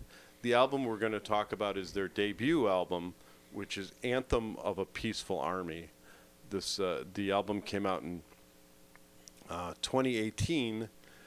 They had been kind of kicking around as I don't even know if you can call it kicking around, but they were kicking around as a band from 2012 they claim to be found. Yeah, well, three of them are brothers. Right. And then, so they were playing together like in high school, maybe even in middle school. Well, in 2013, Sam, Yeah. the bass player, would have been 13. Yeah, so, right. And so it's three brothers. Two of them are twins. And some guy named Josh and Daniel Jacob. Wagon that they got off the street. Was a good friend of theirs. Yeah. He joined the next year, 2013. He would have been like 17, so that it would have been Right. The twins and him would have been 17 years old when they really started playing together. Yeah. With their at then time 14-year-old brother, who they stuck with the bass because they figured That's how young and untalented. I'll be honest, that's not the untalented part, but a lot of bands and a lot of bassists it's like, hey, we've got some guitar players. We need a bassist. Can you play bassist? This is how I got started on it. Okay. Yeah. Hey, we've got some guitars. We need a bassist. Can you do bass? I'm like, sure. But that doesn't make it less important or, right. So that you think about three brothers starting a band. I think they're good. They started. They're from Frankenmuth, Michigan. Yeah. Have you been to the Christmas store in Frankenmuth? Absolutely. It's like a Christmas town. Yes. A couple of fabulous restaurants in Frankenmuth. It's like one of those well, if you're in the Midwest, it's like a place you might go to for a weekend or something with the wife. Yeah. It's just fantastic. Yeah. Fantastic. So, yeah, it's kind of a vacation town. Yes. Like Galena in Illinois or Yeah. something. Yeah. Absolutely. So, that's cool. So now I've talked about the brothers. You got anything else to add about all that? No, they did. Well, the songwriting, I will say, goes to the entire band. So they give credit to They give credit to everybody on their songwriting. And no, I think you covered it pretty well. Josh Kiszka's the vocalist doing his best Robert Plant. Jacob Kiszka is Jimmy Page on the guitar, and so forth. Yeah. So I found them in 2018. They were the band, or did the segment on Jimmy Kimmel. Yes. They did the song off of this album, When the Curtain Falls. Okay. And I was kind of just blown away. Yeah. Also being a Zeppelin fan, I didn't really capture the similarities there. Right. But I got the album, and then the rest of the album really sort of smacks you in the face. You can actually find the songs on Led Zeppelin that you can say, oh, that was inspired by that. Yeah, this is Black Dog. This is, Right. It's very directly, again, to me, a bit on the copycat side. The song that I will point to that is not on this album is called Highway Tune, and that was from 2017. So they had a couple EPs out before they did this. Highway Tune, I like a lot, but it is also a direct, like if you want to hear the connection between this band and Led Zeppelin, Highway Tune will put you directly smack dab there. Yeah. So the interesting thing, actually, as I listened to this whole album, because they are clearly influenced by Led Zeppelin, clearly. Okay, but as I started listening to it a bit more, giving it the multiple listenings and getting a little more deep, I started to hear more and more Rush. I started to hear more and more early. Yeah. I started to hear an early Rush, when they were still kind of a rock band. And the funny thing is, and by that I mean not in their prog mode, Rush wanted to be Led Zeppelin. Sure. And so this actually brought me closer to the Led Zeppelin Rush connection in a way that I hadn't experienced before. Yeah. But if you like Led Zeppelin or you like early Rush, I'm pretty sure you'll love this album. If you wish Led Zeppelin would put out a new album, this is the one, and as close as you're going to get. Yeah, and if you vocally, he sounds a whole lot like Robert Plant. Definitely. Musically, you can hear the guitar stuff, the guitar influences.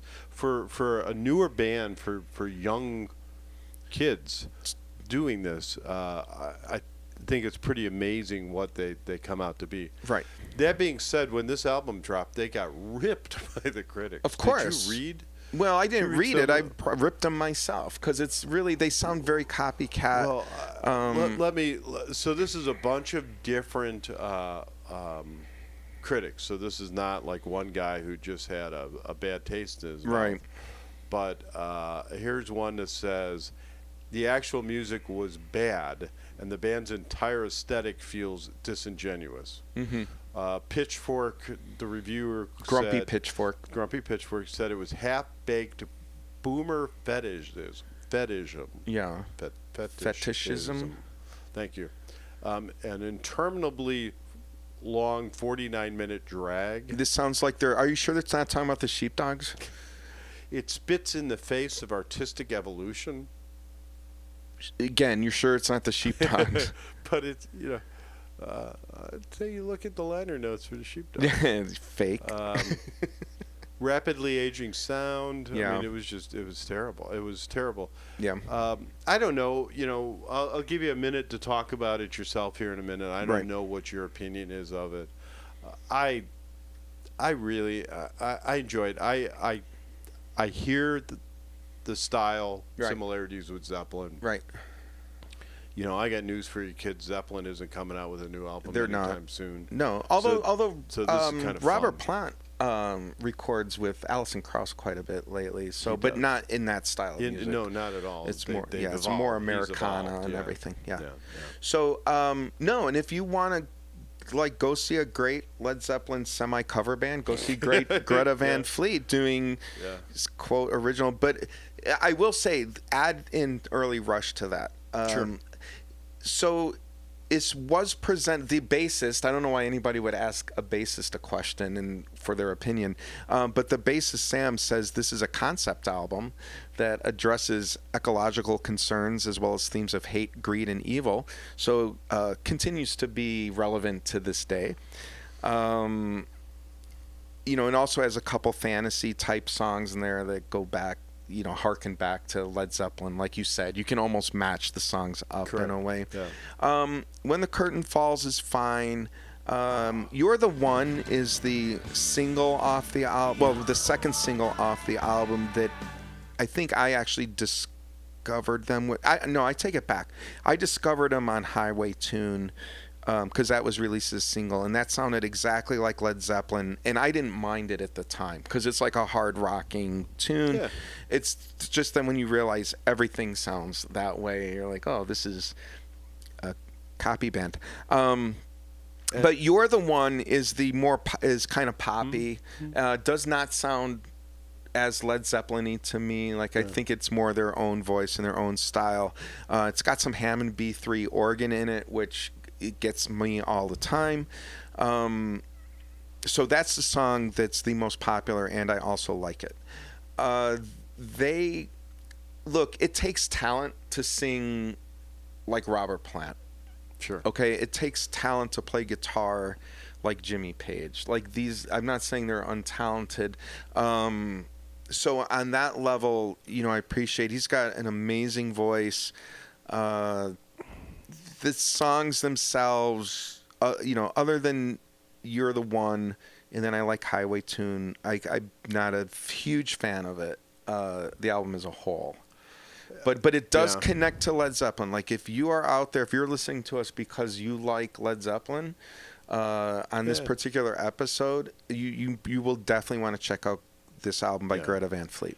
And I would say, You're the One's a perfectly good song to start with. When the Curtain Falls, Yes. You can find the video of the Jimmy Kimmel performance on YouTube. Age of Man, you can find a live performance of that on YouTube as well. Right, and I hear Age of Man is more of a Rush-ish song. Yeah, that's fair. I hadn't thought about it, but that's fair. Love It or Leave Her, You Can Take Her or Believe Her is another song you can find a live version of. They're good. They're fun. I enjoy this band. I get the copy of it. I think Robert Plant put it best when he said that he's a beautiful little singer who borrowed his voice from somebody I know very well. Yeah. And then smiled and said, I hate him.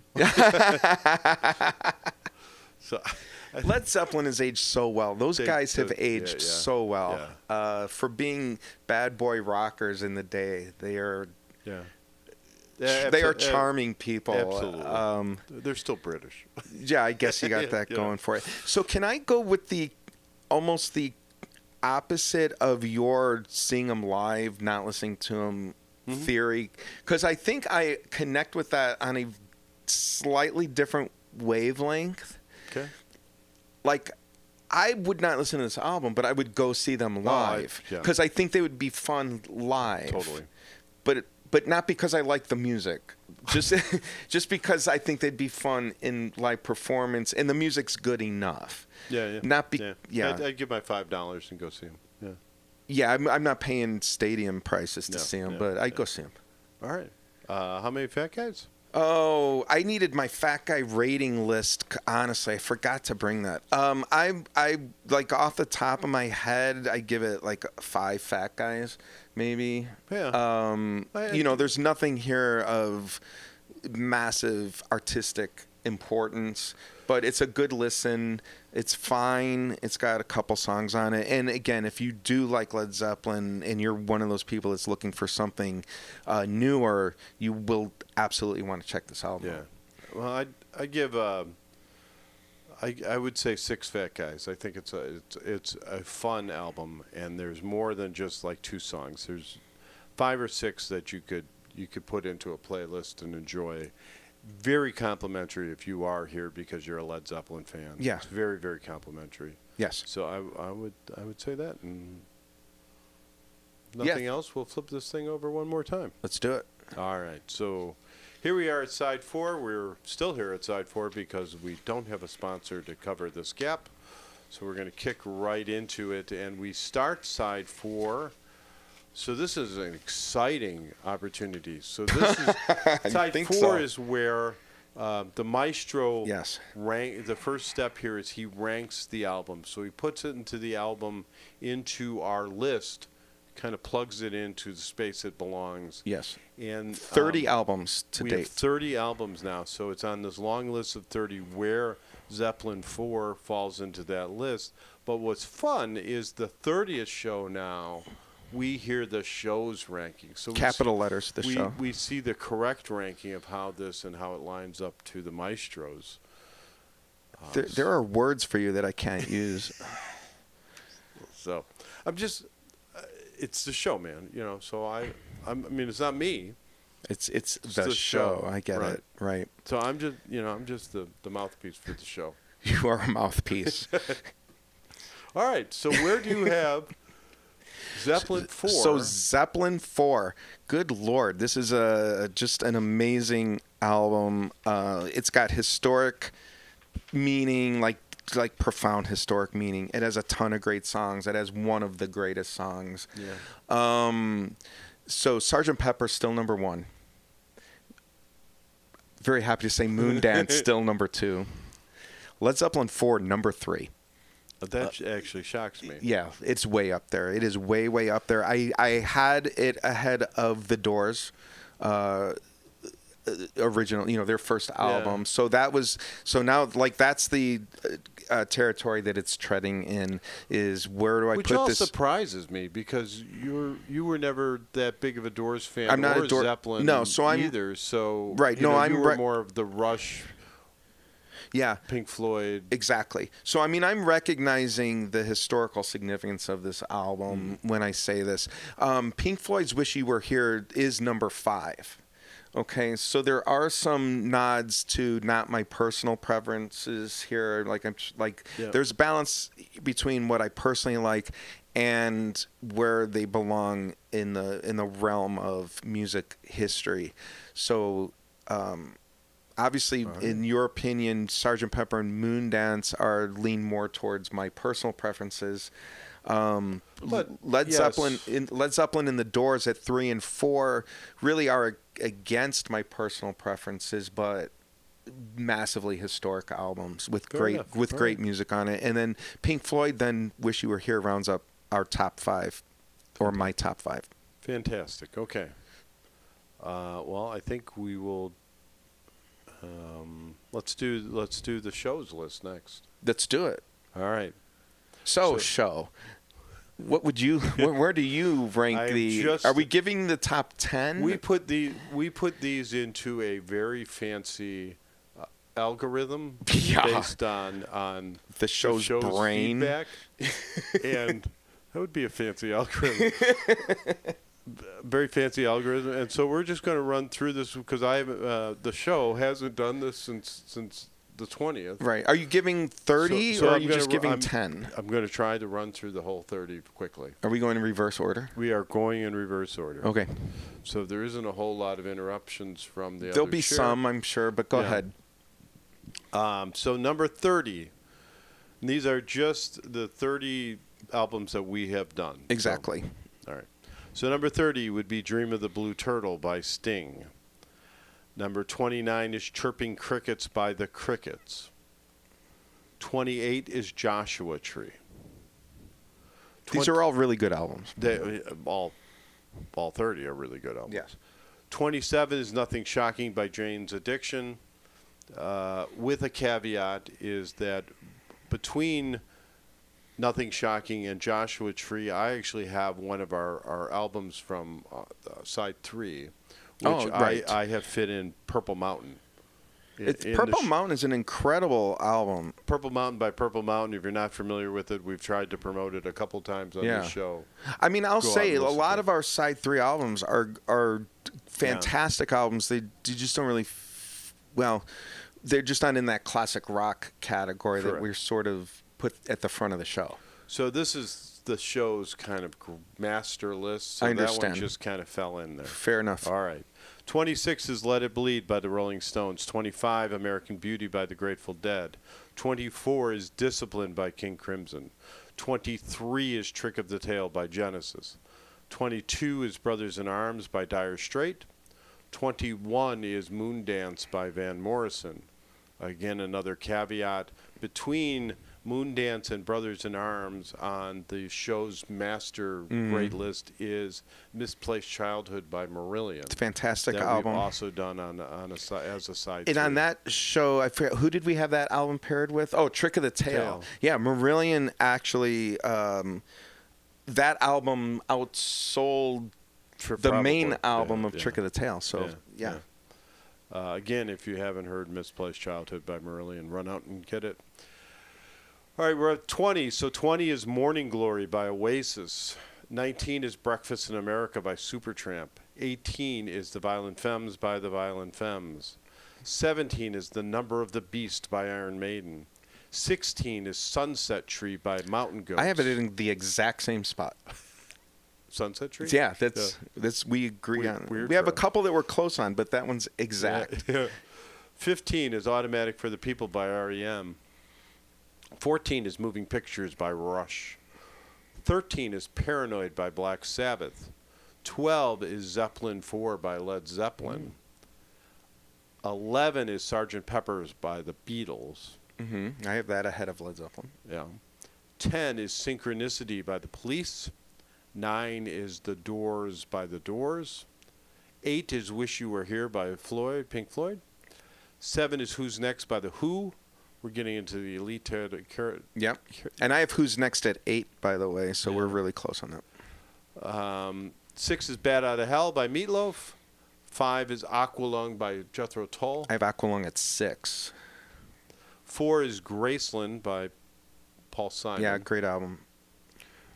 3 is Blonde on Blonde by Dylan. 2 is London Calling by The Clash, which leaves 1 is... I don't know. What's left? I'm looking at the OK Computer. OK Computer by Radiohead. Yeah, following the crowd. So that is the show's list of rankings. All right, impressive. Pretty amazing. Also impressive how you counted it in reverse from 30. Didn't know you had that in. All right. Well, we appreciate everybody listening. Next show we're going to do... The Cure, Disintegration. Disintegration by The Cure, the 1989 album by The Cure. So looking forward to doing a little Cure. This is our first kind of dip into that and everything that surrounds that band. We'd like to thank our director and producer from Smidge Films, Chauncey there. Chauncey is now part of MKE Video. So Smidge and is now a subsidiary of MKE. Is MKE? I'm sorry, I'm asking a question that I don't know if you know the answer to. Is that Milwaukee? That is Milwaukie. That's the abbreviation. Yeah, for okay. Milwaukee. Yeah. The airport code. Yeah, for that's Milwaukee. what I was going Yep, with. Yep. So it's MKE Video up there. If you're in the greater Milwaukee, Wisconsin, southern Wisconsin area, and you need some video work done or a podcast, commercial. He's your guy. Look up MKE Video. Of course, we thank our PR team, LR Media, and then our sponsors, of course, Deeper Connection Counseling. If you need help, get help, talk to somebody. And Diane Blackburn from Beard and Warner Films. With that, like and subscribe, share this. If you've had a couple of laughs, please share this. Otherwise, I am Fat Guy 1. Fat Guy 2. And we'll see you next time.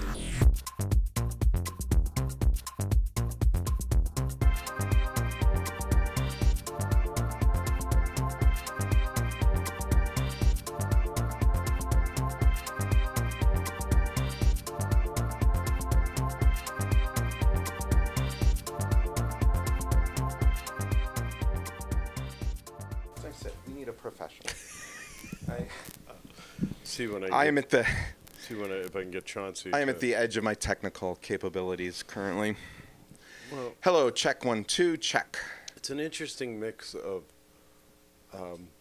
condescension and stupidity, kind of packaged into one fat person. That's why I liked the front bottom song so much. The au revoir. Au revoir. Yeah, I think because Au it just revoir. nailed Yeah. the condensation and stupidity. Condensation. Condensation's on. Well, Condensation. okay, science guy.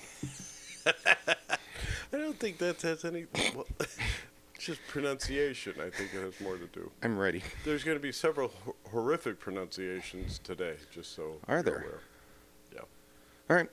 I've never been good with Tedeschi. Tedeschi. See? Like Ted. Tedeschi. Esky. Yeah. Tedeschi. Tedeschi. Got it. No, say it like. Tedeschi? Yeah. Yeah. That is. It's totally it.